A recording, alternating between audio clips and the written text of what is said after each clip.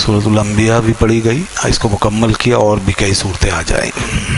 اس میں انبیاء کرام علیہ الصلوۃ والسلام کا تذکرہ ہوا ہے۔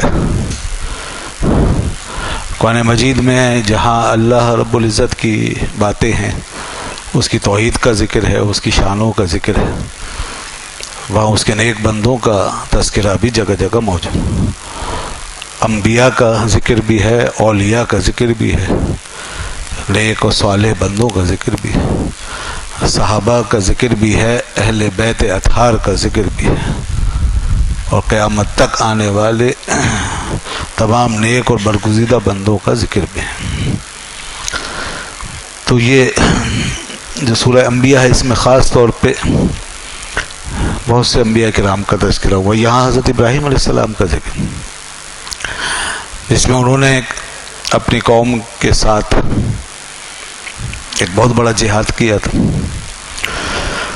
اور انہوں نے اپنی قوم کو چیلنج کیا، اپنے گھر والوں کو، اپنے لوگوں کو، شہر کو اور پوری سلطنت کو، اور پھر انہوں نے اس میں اس طریقے سے جو اللہ کے نبی کی شان ہوتی ہے، بلکہ آپ نے ایک ایسی مثال کے ساتھ کہ جو پھر آنے والے وقتوں کے لیے ماڈل بن گئی، اس کے ساتھ کھڑے ہو کر آپ نے بت شکنی کی وہ مثالیں قائم فرمائی، وہ تاریخ قائم فرمائی کہ آج بھی وہ ضرب المثل ہے۔ چانچہ یہاں پر ان کا جو چچا تھا، وہی جو میں نے پہلے بتایا کہ باپ کہلاتا تھا، آزر، اس سے مکالمہ ہوا اور کہا کہ کیا بتوں کو سامنے رکھ کے تم ان کے آگے بیٹھ جاتے ہو اور ان کی پوجا کرتے ہو، انہیں خدا سمجھتے ہو؟ تو لوگ کہتے تھے کہ ہم تو اپنے باپ دادوں کو اسی طرح پاتے تھے، وہ بھی ان کی عبادت کرتے تھے۔ تو آپ فرماتے تھے کہ تم اور تمہارے باپ دادے سب گمراہ تھے، کھلی گمراہی میں پڑے گئے، تم ہدایت پر کہاں ہو؟ تو وہ کہنے لگے کہ ابراہیم، یہ تو بہت بڑی بات کر رہے ہو، کیا تمہارے پاس کوئی حق ہے، کوئی سچ ہے، کوئی دلیل ہے جو یہ بات تم کرتے ہو، یا ایسے ہی کھیل تماشا کر رہے ہو؟ ظاہر سی بات ہے، ان کے مذہب کو چیلنج کر رہے ہیں، اور ان کے باپ دادوں کو سب کو آپ نے صاف کہہ دیا کہ گمراہ تھے، تمہارا سارا نظام باطل ہے۔ تو لوگوں نے کہا آپ کے پاس اس کی کیا سند ہے، کیا بنیاد؟ تو حضرت ابراہیم علیہ السلام نے فرمایا بل ربکم رب السماوات والارض، تمہارا رب وہی ہے جو آسمان و زمینوں کا رب ہے، اور جس نے پیدا کیا ہے یہ آسمان و زمین سب، تو اس کو کیوں نہیں مانتے؟ وَأَنَا عَلَى ذَلِكُمْ مِنَ الشَّاهِدِينَ، اور میں خود اس بات پر گواہوں میں سے ہوں۔ بہرحال وہ مانتے نہیں تھے لوگ۔ پھر آپ نے ان کے جھوٹے خداؤں کا ان کے سامنے ایک حشر کر دینے کا ارادہ کر لیا۔ وہ جو مشہور واقعہ کہ ان کے جھوٹے خداؤں کی خدائی کا حشر میں ان کے سامنے کر ڈالوں، تاکہ ان کو کچھ سبق حاصل ہو، کچھ سمجھ آئے کہ یہ خدا کیا ہوں گے جو اپنے آپ کو نہیں بچا سکتے۔ تو آپ نے کہا کہ وَتَاللَّهِ لَأَكِيدَنَّ أَصْنَامَكُمْ بَعْدَ أَن تُوَلُّوا مُدْبِرِينَ، اللہ کی قسم کھا کے کہا، دل میں یہ ارادہ کیا کہ میں تمہارے ان بتوں کے ساتھ ایک کام کروں گا، ایک ترکیب میرے ذہن میں ہے، وہ میں کروں گا، اور جب تم جاؤ گے، سب بستی کو خالی کر کے میلے میں جاتے تھے سالانہ، تو وہ میلہ قریب آنے والا تھا، تو انہوں نے فرمایا میں یہ کام کروں۔ فَجَعَلَهُمْ جُذَاذًا، بس پھر کلاڑا لے کے ان کے بت خانے میں داخل ہو گئے اور سب کو ٹکڑے ٹکڑے کر کے رکھ دیا۔ یہ ہے نبی کی بت شکنی، یہ بتانے کے لیے کہ دیکھو یہ خدا نہیں ہو سکتے۔ الا کبیر لہم، ان میں سے ایک کو چھوڑ دیا جو اس میں سب سے بڑا تھا، اس کو چھوڑ دیا۔ لعلہم الیہ یرجعون، تاکہ اسی کی طرف لوٹے ہیں اور پھر اور بے بسی کا ان کا تماشا دیکھیں کہ یہ بڑا بس بیٹھا ہی رہ گیا اور چھوٹوں پہ آفت آئی، سب ٹوٹ پھوٹ گئے اور مار ڈالے گئے، ٹکڑے ٹکڑے ہو گئے، اور یہ بڑا دیکھتا ہی رہ گیا۔ بس جب وہ واپس آئے تو پھر تو وہ ان کے منہ کھلے کے کھلے رہ گئے اور سب چیخنے لگے کہ یہ کیا ہوا، یہ ہمارے خداؤں کا یہ حشر کس نے کر دیا، یہ کون ہے گستاخ اور بے ادب. قالوا من فعل هذا بآلهتنا انه لمن الظالمین، وہ تو بڑا ظالم ہے جس نے بھی یہ کام کیا. پھر کچھ لوگوں نے کہا قالوا سمعنا فتى يذكرهم، ایک جوان ہے وہ ان کا ذکر بڑے عجیب و غریب انداز میں کرتا تھا، یقال له ابراہیم، اس کو ابراہیم کہتے ہیں، یہ اسی کا ہی کام ہے. پھر کیا تھا، وہ مشہور واقعہ ہوا، پھر آپ کو بلایا گیا، آپ پر مقدمہ چلایا گیا، بادشاہ نے اپنے دربار میں بلا کے لوگوں نے، قوم نے، سب نے پوچھا، سوال جواب ہوئے. آپ نے وہاں وہی اعلان حق فرمایا اور صاف صاف کہا اور بتایا. انہوں نے کہا کس نے کیا یہ؟ آپ نے فرمایا یہ بڑا جو کھڑا ہے اس سے کیوں نہیں پوچھتے، کلہاڑا بھی اس کی گردن میں پڑا ہے، کلہاڑا اس کی گردن میں اٹکا دیا، اس سے پوچھو. اگر یہ بول سکتے ہیں، تمہیں ان کی خدائی کا یقین ہے، یہ کائنات کو چلا رہے ہیں، تمہیں پیدا کر رہے ہیں، دنیا کو بنا رہے ہیں، تو یہ بول نہیں سکتے، ان سے پوچھو، اس سے پوچھو. پھر کیا تھا، وہ سب کے سب شرمندہ ہو گئے، اپنے گریبانوں میں جھانکنے لگے، کہنے لگے کہ ابراہیم تم تو جانتے ہو ما ہؤلاء ینطقون، یہ کام بول سکتے ہیں، یہ تو خاموش تماشائی ہے. آپ نے بس یہیں ان کو لانا تھا اور یہیں حجت قائم کرنی تھی، وہ ہو گئی.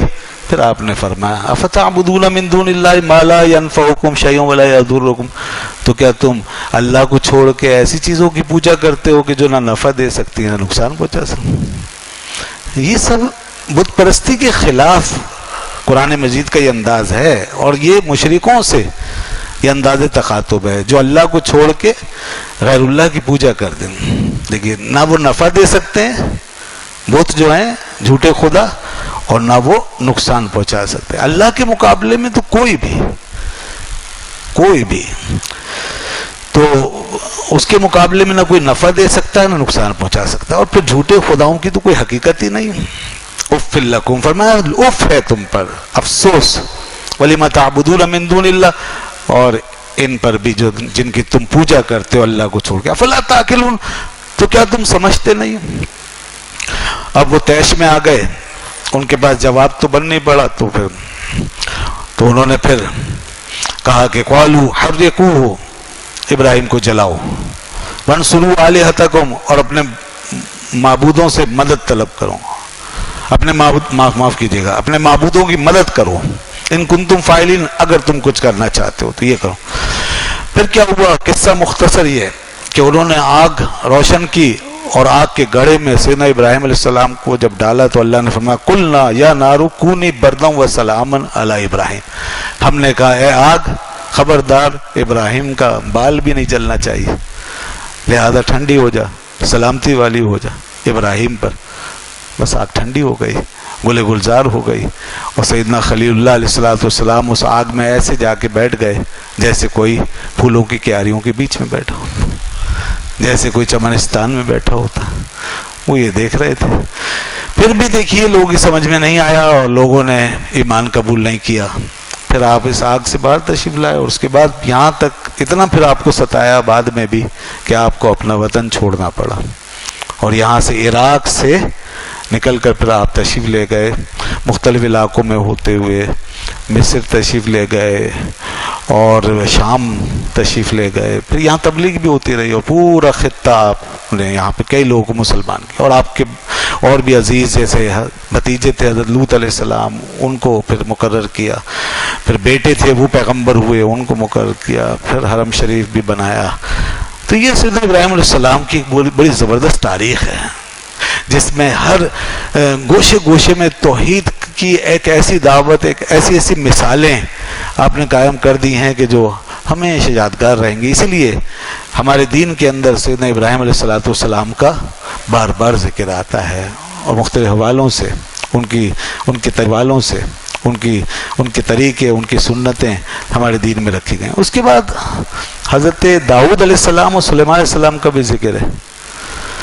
داؤد علیہ السلام بھی بادشاہ ہوئے. یہ سب اب جو آئیں گے انبیاء کرام سب ابراہیم علیہ السلام کی اولاد میں ہیں. दाऊद अलैहिस्सलाम बादशाह हुए, सुलेमान अलैहिस्सलाम उनके बेटे वो भी बादशाह बने। ये बने अंबिया बनी इसराइल हैं। सन 1025 या 1020 कबल मसीह में हजरत तालूत अलैहिस्सलाम ने बनी इसराइल को खोई हुई बादशाह दिलवाई, यानी उनके ज़रिए से उस बादशाह की इब्तिदा। तालूत बने और उसके बाद फिर 20 साल के बाद सन 1000 कबल मसीह में दाऊद अलैहिस्सलाम बादशाह बने, यानी हजरत ईसा अलैहिस्सलाम से 1000 साल पहले। देखिए पहले जो तारीखें हैं ना, जो कबल मसीह की तारीखें हैं वो उल्टी चलती हैं, याद रखिएगा, वो उल्टी चलती है। हमारी तारीख नीचे से ऊपर जाती है और वो तारीख ऊपर से नीचे आती है। तो अब 1020 के बाद फिर अब आएंगे 1000 कबल मसीह में हज़रत दाऊद अलैहिस्सलाम। ये तालूत अलैहिस्सलाम के बाद का ज़माना है। हमारे यहाँ 1000 के बाद 1020 आता है और वहाँ 1020 के बाद 1000 आया, और फिर आपका दौरे सल्तनत रहा तकरीबन 1000 साल पहले कबल मसीह से लेकर 961 कबल मसीह तक। 961 कबल मसीह, 1000 कबल मसीह से लेकर 961 कबल मसीह तक हज़रत दाऊद अलैहिस्सलाम की हुकूमत रही। फिर 961 कबल मसीह से लेकर 922 कबल मसीह तक हज़रत सुलेमान अलैहिस्सलाम की हुकूमत। फिर उनके बेटे हज़रत सुलेमान अलैहिस्सलाम आ गए। इस तरह ये चला सिलसिला। तो वो बड़ी जबरदस्त बादशाह थे। अल्लाह ताला फरमाता है दाऊद और सुलेमान यहकुमान फिल हर्थ, दोनों ने खेती के एक मसले में फैसला किया। इज़ नफशत फीह गनमुल कौम, कि जिसमें कौम की बकरियां घुस गई थी। एक वाकया हो गया, उसका जिक्र है। और फिर बाप बेटे ने दोनों ने उस वाकया के बारे में फैसला सुनाया। तो बेटे का फैसला बाप के फैसले से ज्यादा अच्छा था। फैसले दोनों के सही थे, दोनों पैगंबर हैं, लेकिन बेटे का फैसला कम उम्र होने के बावजूद, जूनियर होने के बावजूद बाप के फैसले से ज्यादा अच्छा। और अल्लाह ने उसकी मजीद तासीन फरमाई और फरमाया कि हमने सुलेमान को इसकी ज्यादा समझ अता फरमाई। तो ये फैसला क्या हुआ था? फैसला ये हुआ, होता है तो खेत ही होगा। तो खेत में घुस गई और खेत में जाने के बाद बकरियों ने तबाही मचा दी, सब रोन डाला। अब ये शख्स जिसका खेत था, ये सुबह को वावेला करता फिरता था कि हाय मेरा खेत में तबाह हो गया, मेरा तो सहारा यही था। तो सीधा दाऊद अलैहिस्सलाम के पास गई। आपने बकरी वाले को बुला लिया और सारा मामला सुना। तो आपने फैसला फरमाया कि ये सारी बकरियां अब तुम इसको दे दो, इसका जो नुकसान हुआ है इसके बदले में तुम्हारी सारी बकरियां खेत वाले को दी जाएंगी। तो असल में जितना नुकसान हुआ था ना खेत में, उतने ही की बकरियां थी, इसलिए फैसला बिल्कुल दुरुस्त था, गलत नहीं था, न इसमें कोई ज्यादती थी। और अल्लाह के नबी का फैसला है, बिल्कुल दुरुस्त। तो फिर वो ये मसला सुलेमान अलैहिस्सलाम के पास पहुंचा। आपने दोनों के मामले में गौर किया तो आपने कुछ और फरमाया। आपने फरमाया मेरे ख्याल में इसको यूं होना चाहिए कि ये बकरियां खेत वाले को दे दी जाएं और खेत वाले से कहा जाए भाई तुम अब अपनी गुजर औकात अब इससे करो, यानी उसका दूध वूध निकालो और अपने बाल बच्चों को पालो। और फिर ये खेत जो है जो तबाह हो गया ये बकरी वाले को दे दें और ये खेत को उसकी पहली हालत पर वापस लाए, इसको दुरुस्त करे। और जब खेत ठीक हो जाए और दोबारा पहली हालत पर आ जाए तो इस असना में बकरियां उसके पास रहीं। जब खेत ठीक हो गया, दुरुस्त हो गया, तो फिर वो अपना खेत ले ले या अपनी बकरियां ले ले। ये फैसला बड़ा जबरदस्त था। पहले वाला फैसला भी अच्छा था, ये उससे ज्यादा अच्छा था। ये है वो बात। अल्लाह ने फरमाया ये कौम की बकरियों के मसले में, खेती के मसले में जो फैसला हुआ, इसमें फरमाया कुन्ना लिहुक्मिहिम शाहिदीन, हम उन दोनों के फैसले को देख रहे थे। اللہ نے فرمایا ہم دیکھ رہے تھے، فَفَهَّمْنَاهَا سلیمان، ہم نے سلیمان کو اس کی زیادہ سمجھ عطا فرما دی۔ ہوتا ہے کبھی جونیئر سینئر سے زیادہ اچھی بات کر سکتا ہے، کبھی چھوٹا بڑے سے زیادہ سمجھداری کی بات کر سکتا ہے، بلکہ بڑے سے زیادہ سمجھدار ہو بھی سکتا ہے۔ اور ایک بات اور، دو فکروں میں اور رائےوں میں اور فیصلوں میں اختلاف ہو سکتا ہے۔ جب نبیوں کی دو رائے اور فیصلوں میں اختلاف ہو سکتا ہے تو پھر اور کون رہ جاتا ہے؟ اس لیے اگر اہل حق کے درمیان کہیں فروعی مسائل میں، انڈرسٹینڈنگ میں، دین کی کچھ باتوں میں، مسائل میں اختلاف واقع ہو جائے، علم کے ساتھ، سمجھ کے ساتھ، دانائی کے ساتھ، جبکہ دونوں نے اپنے طور پہ حق ادا کیا ہو، اور پھر اختلاف ہو جائے، تو اس میں گھبرانے کی کوئی بات نہیں ہے۔ یہ سوچ ہی غلط ہے، بلکہ جاہلانہ سوچ ہے جو یہ آدمی آج بات کرتا ہے کوئی بھی، کہ یہ کیوں علماء میں اختلاف ہوتا ہے، سب ایک ہونے چاہیے، ایک ہی چیز ہونی چاہیے، ایک رائے ہونی چاہیے، ایک فکر ہونی چاہیے۔ یہ جاہلانہ بات۔ ایسے لوگوں نے کوئی کتاب ہی نہیں پڑھی، حتیٰ کہ قرآن بھی نہیں پڑھا صحیح سے، کوئی تاریخ نہیں پڑھی، صحابہ کرام کے بارے میں نہیں پڑھا، ان میں اختلاف ہوتا تھا، تابعین میں اختلاف ہوتا تھا، یہاں تک کہ 4 مکتب فکر بنے، امام ابو حنیفہ، امام شافعی، امام مالک، امام احمد بن حنبل۔ تو یہ بہترین دوروں کی مثال ہے، اور آج کے اس گئے گزرے دور میں ہم توقع رکھتے ہیں کہ سب ایک ہی طرح سوچیں، کیسے ہو سکتا ہے؟ تو اس لیے اختلاف بری چیز نہیں ہے، اختلاف تو ورائٹی ہے، ورائٹی آف تھاٹ ہے۔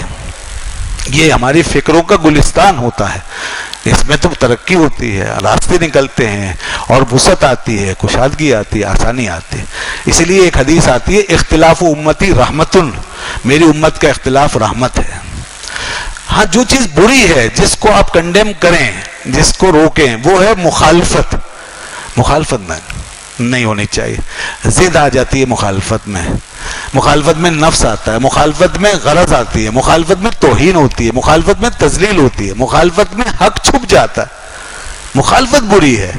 اختلاف تو بہت اچھی چیز ہے، دو نبیوں کے درمیان اختلاف، جیسا کہ سامنے آگے اللہ تعالیٰ نے فرمایا وَكُلًّا آتَيْنَا حُكْمًا وَعِلْمًا، اختلاف بھی ہوا اور ایک کا فیصلہ دوسرے سے زیادہ بہتر بھی ہوا، پھر بھی اللہ نے فرمایا ان دونوں کو ہی ہم نے حکم اور علم عطا فرمایا، ان دونوں کو ہم نے حکومت اور علم عطا فرمایا تھا۔ وَسَخَّرْنَا مَعَ دَاوُودَ الْجِبَالَ، اب ان کی ذرا الگ الگ شانیں سنیں، فرمایا اور داؤد کے لیے ہم نے پہاڑوں کو مسخر کر دیا، یسبحن، کہ وہ پہاڑ تسبیح کرتے تھے، داؤد علیہ السلام تسبیح کرتے، پہاڑوں سے بھی آواز آنا شروع ہو جاتی، وہ طیر، اور پرندے فضاؤں میں وہی ذکر کرنا شروع کر دیتے، پرندوں کی تسبیح بھی شروع ہو جاتی، یوں ایک سما بن جاتا اور تسبیح ہو رہی ہوتی تھی۔ وَكُنَّا فَاعِلِينَ، اللہ فرماتا یہ سب ہم نے عطا کیا ہے، اللہ ہی دینے والا ہے۔ ہم یہی کہتے ہیں لوگوں سے، دیکھو جو بھی فضیلت و کمال ہے وہ اللہ ہی دیتا ہے، یہی قرآن نے بتایا، اور ہم اسی کے قائل۔ وَعَلَّمْنَاهُ صَنْعَةَ لَبُوسٍ لَكُمْ، اور ہم نے داؤد کو لوہے کی صنعت عطا فرمائی، وہ لوہے کو ایسے موڑ دیا کرتے تھے اپنے ہاتھوں سے، اس طرح زرہیں بناتے تھے۔ یہ لوہے کی صنعت حضرت داؤد علیہ السلام سے شروع ہوئی ہے، اور آج بڑے بڑے اسٹیل مل لگے ہوئے۔ تو یہ ان کی شان بیان کی، ان کے معجزات۔ پھر سلیمان علیہ السلام کا ذکر کیا، ولی سلیمان الریح عاصفہ، اور سلیمان کے لیے ہم نے ہوا کو جو تند و تیز ہوتی تھی، اس ہوا کو ایسا تابع کر دیا، تجری بامرہ، ان کے حکم سے چلتی تھی۔ ہوا سلیمان علیہ السلام کے حکم سے چلتی تھی، الی الارض التي بارکنا فیہا، اس زمین کی طرف جس میں ہم نے برکت رکھی تھی۔ وَكُنَّا بِكُلِّ شَيْءٍ عَالِمِينَ، اللہ فرماتا ہے ہم یہ سب کچھ جانتے تھے، ہمارے علم سے کوئی چیز باہر نہیں تھی۔ اور وَمِنَ الشَّيَاطِينِ مَن يَغُوصُونَ لَهُ، اور شیطانوں کو تابع کر دیا، وہ ان کے لیے پانی میں غوطے کھاتے، سمندروں کی تہوں میں جاتے تھے۔ جنات، شیاطین، سرکش جنات کو شیاطین کہتے ہیں، وہ پانی میں جاتے، وَيَعْمَلُونَ عَمَلًا، اور ان کے لیے کام کرتے تھے، بڑے بڑے کام انجام دیتے تھے۔ تو یہ سلیمان علیہ السلام کو اللہ تعالیٰ نے معجزات عطا فرمایا۔ پھر حضرت ایوب علیہ السلام کا ذکر ہوا، پھر کس کس کا ذکر ہوا؟ اسماعیل، ادریس، ذوالکفل، فرمایا کل من الصابرین، میرے یہ سارے بندے بڑے صبر والے بندے تھے۔ ان سب وَادْخَلْنَاهُمْ فِي رَحْمَتِنَا، ہم نے ان کو اپنی رحمت میں داخل کر رکھا تھا، یہ رحمت والے لوگ، ان کو اپنی رحمت میں داخل کر رکھا تھا. پھر حضرت یونس علیہ السلام رحمت میں داخل کر رکھا تھا. پھر حضرت یونس علیہ السلام کا ذکر ہوا تو اللہ نے فرمایا ہم نے ان کو اپنی رحمت میں داخل کر رکھا تھا. اور پھر حضور نبی کریم صلی اللہ علیہ وسلم کا ذکر ہوا. جب حضور علیہ الصلوۃ والسلام کا ذکر ہوا تو فرمایا، آیت نمبر 107 پڑھ رہا ہوں، 107، فرمایا دیکھیے انبیاء کرام کے لیے کیا فرمایا، ہم نے ان سب کو اپنی رحمت میں داخل کر رکھا تھا. اور پھر حضور کا ذکر ہوا تو فرمایا وما ارسلناک الا رحمۃ للعالمین، اور آپ کو تو ہم نے سراپا رحمت بنا کر دنیا میں بھیج دیا ہے. تو یہ ہے حضور کی شان. ذکر سب پھی کے جب تک نہ مذکور ہو، حسن نمکین والا ہمارا نبی. یہ ہے نگاہ عشق و مستی میں وہی اول وہی آخر، وہی یاسین وہی قرآن وہی فرقہ وہی یاسین وہی طٰہٰ. یہ ہے حضور کی شان. رحمت عالم بن کر آئے، سارے جہانوں کی رحمت. تو آپ کو اللہ نے رحمت للعالمین بنایا.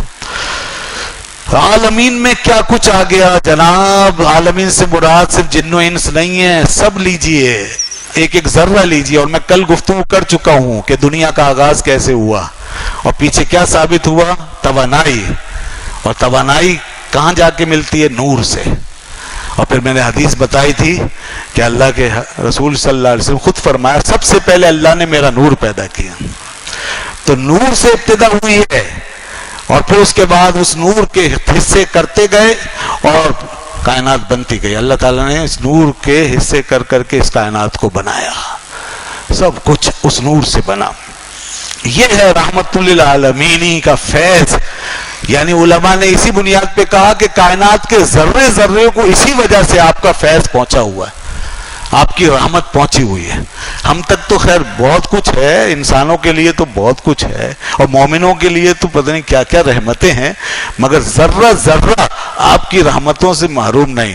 اب میں ایک حوالہ دے دیتا ہوں. میں پہلے بھی بار بار کہہ چکا ہوں کہ قرآن کو پڑھو تو ان تفسیروں کی روشنی میں پڑھو. علامہ آلوسی نے کیا کہا ہے، آپ کے بزرگوں نے کیا کہا ہے، پھر سمجھ آئے گا. رحمت للعالمین کا مطلب علامہ سید محمود آلوسی رحمت اللہ علیہ تفسیر روح المعانی میں بیان کرتے ہیں. وہی بات جو میں بیان کر چکا ہوں وہ انہوں نے بیان فرمائی. وہ فرماتے ہیں وَقَوْنُهُ رَحْمَةً لِلْجَمِيعِ وَقَوْنُهُ صلی اللہ علیہ وسلم رحمۃ للجمیع باعتبار انه واسطۃ الفیض الالہی علی جمیع الممکنات علی حسب القوابل. یہ ان کی پہلی عبارت. فرماتے ہیں کہ آپ صلی اللہ علیہ وسلم کا سارے جہان کے لیے رحمت ہونے کا مطلب یہ ہے کہ آپ صلی اللہ علیہ وسلم کی ذات سارے جہانوں کے لیے اللہ تعالیٰ کے فیض کا واسطہ ہے. سارے جہان کو جو کچھ ملا ہے نا اللہ تعالیٰ کی طرف سے، یہاں تک کہ جہان وجود میں بھی اس وقت آیا ہے جب رسول پاک صلی اللہ علیہ وسلم کا واسطہ اللہ بیچ میں لایا ہے. اس نے پہلے اپنے نبی کے نور کو بنایا ہے، پھر اس نور کو واسطہ بنایا اور آپ کے نور سے پھر ساری کائنات کو بنایا. تو حضور کے واسطے سے ساری کائنات پیدا ہوئی. وہ یہ فرما رہے ہیں. اور یہ فیض الہی ہر ایک کی استعداد کے مطابق آپ کے واسطے سے اس شے کو پہنچا ہے. اور پھر کہتے ہیں وَلِّذَا کَانَ نُورُهُ اول المخلوقات. فرماتے اسی وجہ سے رسول اللہ صلی اللہ علیہ وسلم کا نور سب سے پہلی مخلوق ہے. یہ علامہ آلوسی فرما رہے ہیں، میں نہیں کہہ رہا ہوں. میں نے اس لیے کہا تھا دیکھیے بزرگوں سے سنا کریں، اپنی اسلاف کو سنیں، اپنے بزرگوں کو پڑھیں وہ کس طرح قرآن بیان کرتے ہیں. فرماتے سب سے پہلے اللہ نے آپ کے نور کو پیدا کیا، اول المخلوقات فرما رہے ہیں. اور پھر آگے اسی حدیث کا حوالہ دیتے ہیں. فرماتے ہیں ولیدہ قال رسول اللہ صلی اللہ علیہ وسلم، اس لیے رسول اللہ صلی اللہ علیہ وسلم فرمایا اول ما خلق اللہ نور نبی کا یا جابر، اے جابر اللہ نے سب سے پہلے تیرے نبی کے نور کو پیدا کیا. اور پھر فرماتے ہیں وجاء، اور پھر مزید حدیث میں آیا کیا اللہ الموتی وانا القاسم، اللہ عطا فرمانے والا ہے اور میں تقسیم کرنے والا ہوں۔ اور اس کے بعد فرماتے ہیں کیا؟ اب ایک اور حقیقت ہے جو صوفیہ کے پاس ہے، یہ تو علماء کی بات ہے، لوگوں کو یہیں شاید وومیٹنگ ہو جائے اسی حوالے پہ، یہ بھی ہضم نہیں ہو سکے گا بہت سے لوگوں کو، اور کہیں گے یہ کیا شرک کی باتیں شروع کر دی، یہ کیا کہہ رہے ہیں آپ؟ یہ علماء کی، یہ امت کا عقیدہ ہے جو میں نے بتایا۔ لیکن اب آگے جو بات کرتے ہیں وہ یہ کہتے ہیں کہ ولی صوفیہ، اور جو صوفیہ کرام ہیں قدست اسرارہم کلام فی ھذا الفصل فوق ذلک، فرماتے ان کے لیے تو پھر ایسا کلام ہے، یعنی ان کی بات اس سے بھی زیادہ بلند ہے، ان کا کلام تو بہت ہائی فائی ہے، وہ مشاہدے کے لوگ ہیں، وہ روحانیت کے لوگ ہیں، وہ عالم نور میں سفر کرنے والے لوگ ہیں، وہ تو پتہ نہیں پھر کہاں تک لے جاتے ہیں۔ اور بتا دوں میں ایک اشارہ کہ ان کی اپروچ کیا ہے، صوفیہ کی اپروچ۔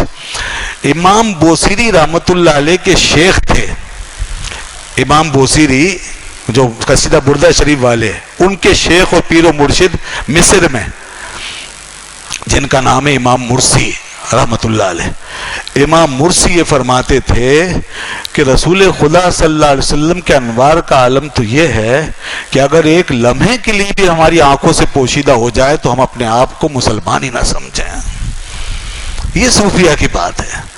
یہ تو علماء نے اپنا لکھ کر پھر کہا کہ صوفیہ کی بات تو کچھ اور ہی ہے، پھر وہ تو اپنی آنکھوں سے مشاہدہ کر رہے ہیں اس کائنات میں رسول اکرم صلی اللہ علیہ وسلم کے جلووں کا، ان ذروں میں حضور کا نور نظر آ رہا ہے، شمس و قمر میں حضور کا نور نظر آ رہا ہے، اس کائنات میں حضور کا نور چھائے ہوئے دکھائی دے رہا ہے۔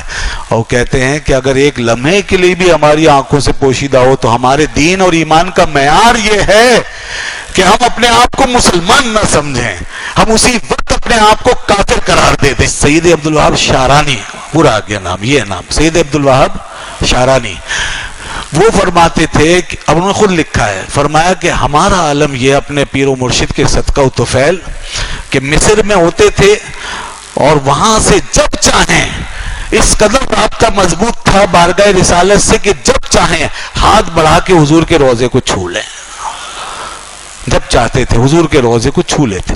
اور فرماتے ہیں، وہ لکھتے ہیں کہ میں ایسے بہت سارے صوفیہ کو جانتا ہوں جو اصحاب حضور میں داخل ہیں، یعنی جو ہر وقت رسول خدا کی بارگاہ میں حاضر رہتے ہیں، دل سے اور روح سے حضور کی خدمت میں رہتے ہیں، ایسے صوفیہ کو میں جانتا ہوں۔ اور میری کیفیت یہ ہے کہ میں جب چاہوں حضور کے در اقدس کو ہاتھ لگا سکتا ہوں، چھو سکتا ہوں۔ ان کے پیر و مرشد بھی انہی اصحاب حضور میں داخل تھے جو حضور کی بارگاہ میں حاضر رہتے تھے۔